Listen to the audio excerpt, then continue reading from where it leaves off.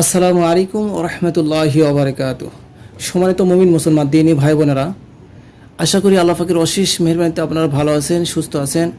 আপনাদের দোয়ায় আল্লাহ পাকের অশেষ মেহেরবানিতে আমিও ভালো আছি, সুস্থ আছি, আলহামদুলিল্লাহ। সম্মানিত ভিউয়ার্স, আপনারা দেখছেন জিন্দাতুল কোরআন চিকিৎসা ইউটিউব চ্যানেল, সঙ্গে আছি আমি মোহাম্মদ ওয়ালিউল্লাহ। সম্মানিত ভিউয়ার্স, থাম্বনেল দেখেই হয়তো বুঝতে পারছেন যে আজকের আমলটি কী হতে যাচ্ছে, কী ধরনের আমল হতে যাচ্ছে। তো আমি যে পদ্ধতিতে করতে বলি সেই পদ্ধতিতে, সেই নিয়মে যদি আপনারা এই নকশাটা লিখতে পারেন এবং এই আমলটা করতে পারেন, ইনশাআল্লাহ আপনার শিশু বা কোনো শিশু বাচ্চা যদি কাঁদাকাটি করে, কান্নাকাটি করে, অনেক ঝাড়ফুঁক করেছেন, অনেক তদবির দিয়েছেন, সেক্ষেত্রে কাজ হয় না, তো সেক্ষেত্রে আমার দেওয়া এই তদবিরটা যদি প্রয়োগ করতে পারেন, ইনশাআল্লাহ একেবারে হাতে নাতে ফল পাবেন, কান্নাকাটি করবে না এবং যত রকম সমস্যা থাকবে ইনশাআল্লাহ সব সমূলে নির্মূল হয়ে যাবে ইনশাআল্লাহ। তো যাই হোক, আমলটি আপনাদেরকে আমি শিখিয়ে দেব। আমলটি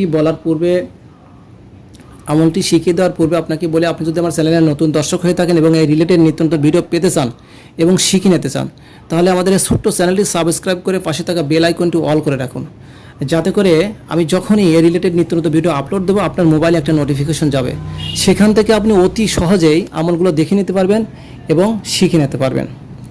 তো চলুন সম্মানিত ভিউয়ার্স, কথা না বাড়িয়ে সরাসরি আমলে চলে যাই। আমলটি হলো, যে সমস্ত শিশু বাচ্চা অত্যাধিক কান্নাকাটি করে, অনেক ঝাড়ফুঁক করেছেন, অনেক তদবির করেছেন, অনেক তাবিজ কবজ দিয়েছেন, কিন্তু কোনো কাজ হচ্ছে না, মানে বাড়ির মানুষ অতিষ্ঠ হয়ে পড়েছে এই কান্নাকাটির জন্য, অস্থির হয়ে পড়েছে, অধৈর্য হয়ে পড়েছে, সেই ক্ষেত্রে এই তদবিরটা আপনারা দিবেন। এটা নিয়ম হচ্ছে, আপনারা যে কোনো একটা ভালো দিনে বা ভালো একটা সময়ে আপনারা, বিশেষ করে ফজর এবং ফজর নামাজের পর সোমবার, বৃহস্পতিবার অথবা শুক্রপক্ষের মধ্যে দিবেন আমলটা। আপনারা সুন্দর করে মেশকে জাফরান কালি দিয়ে এই নকশাটি লিখবেন। আমি সুন্দর করে দেখেন, এটা লিখে দিয়েছি আমার খাতা থেকে, সরাসরি আপনারা দেখতে পাচ্ছেন। এই নকশাটা ঠিক এরকমভাবে সুন্দর করে লিখবেন। লেখার পর এটার উপরে সূরাতুল ফাতিহা 3 বার, ইসমে আজম 3 বার এবং আয়াতুল কুরসি 3 বার পরে 3টি ফু দিবেন এবং এই নকশাটি লোবান বাতির উপর ধরে রাখবেন, এভাবে ধরে রাখবেন, লোবান বাতির উপর এভাবে ধরে রাখবেন। মানে মনে করেন এটা নকশা, সাপোজ মনে করেন এটা নকশা, ঠিক আছে। এই নকশাটা সুন্দর করে কি করবেন, এভাবে ধরে রাখবেন, এভাবে লোবান বাতির উপরে এভাবে ধরে রাখবেন, ওই ধোঁয়া দিবেন, লোবান বাতির, এক কথায় লোবান বাতির ধোঁয়া দিবেন, এভাবে ধরে রাখবেন 2-4-5 মিনিট। যখন এটা হয়ে যাবে 2-4-5 মিনিট, তখন সুন্দর করে এটাকে ভাঁজ করে কবজের মধ্যে অর্থাৎ তাবিজের মধ্যে ঢুকায়ে, ওই শিশু বাচ্চা যে বালিশে ঘুমায় ওই বালিশের মধ্যে ঢুকায়ে দিয়ে ওটাকে সুন্দর করে সেলাই করে দিবেন। সেলাই করে দেওয়ার পর ওই বালিশের উপর প্রতিদিন সে ঘুমাবে বা শুয়ে থাকবে, ওই বাচ্চাটাকে ওই বালিশের উপর শোয়াবেন।